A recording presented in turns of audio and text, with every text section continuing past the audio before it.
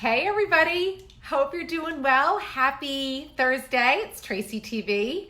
I hope everyone's having a great day. I had an amazing morning of education. Thanks to my dear friend Amy. We go way back to my public relations days. She's an amazing woman and we remained friends for over 20 years at this point. And hi everybody. And I was able to go to a conversation this morning about perimenopause and menopause. And so I'm going to warn you again, if you've started to listen to this and this conversation does not sound like something you want to listen to, now's your chance to swipe away.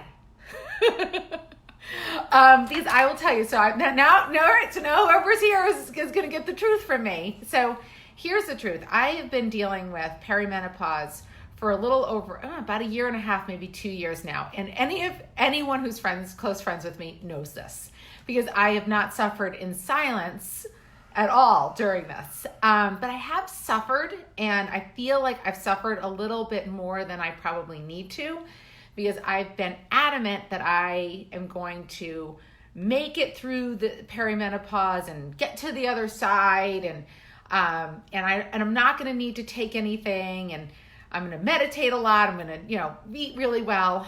And to be honest, it hasn't gotten any better. And I've still been struggling with some crazy hot flashes. And I think on the younger side, but apparently I'm not.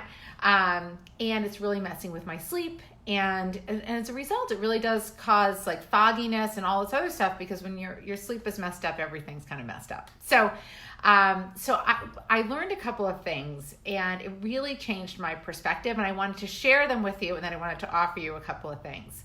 I think one of the first things that's important to remember is that at the turn of the last century, women weren't expected to live past 50. So we are now, like, I plan to live till 100. I don't know about anybody else. But that's another 50 years that we are living on this planet. So the idea of menopause wasn't even really a thing at the turn of the last century. And so now we're living for another 50 years.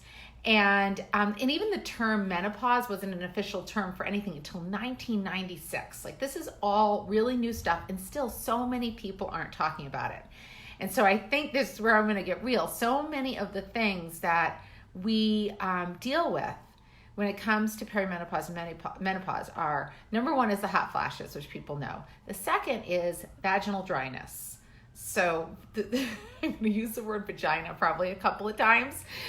Sorry, it's our body part. That's the proper term for it. And that leads to infection. It leads to painful sex. And it doesn't go away or get better unless you deal with it. And so I don't know about you, but I don't plan on having painful sex for another, for like the other half of my life. I'm on a hell no on that one.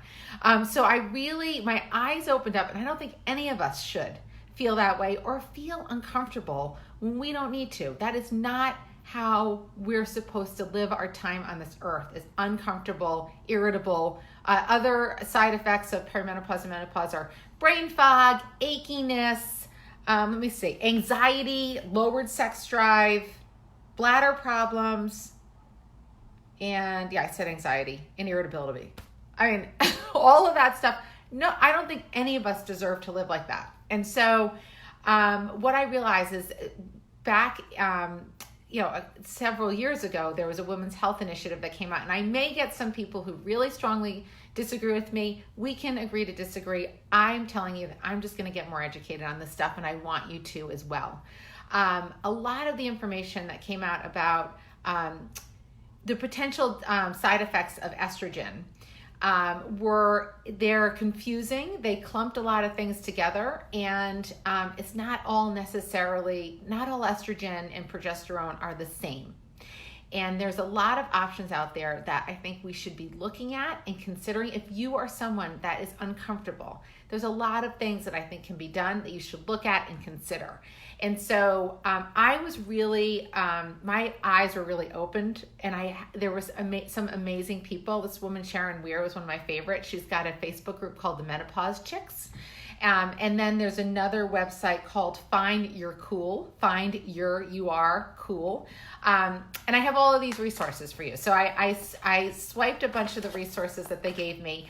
I scanned them into my computer, and I've got them in a PDF for you, some facts and some websites on ways that you can get educated about the options. And I'd love to have this conversation with you because this is a journey I'm really serious about. And I care about women's health. I care about everyone's health, but women, girlfriends, I care about your health. And I don't think we should feel like these are conversations that we shouldn't be having. We should be having these conversations. So if this feels like something you want to talk to me about, you want this information, send me a message. I'll shoot you the stuff and we can start this conversation. All right, I only used the vagina term. That was it, twice, just two times. Give myself a little pat on the back. Have a great day, everyone, and I can't wait to hear what you think.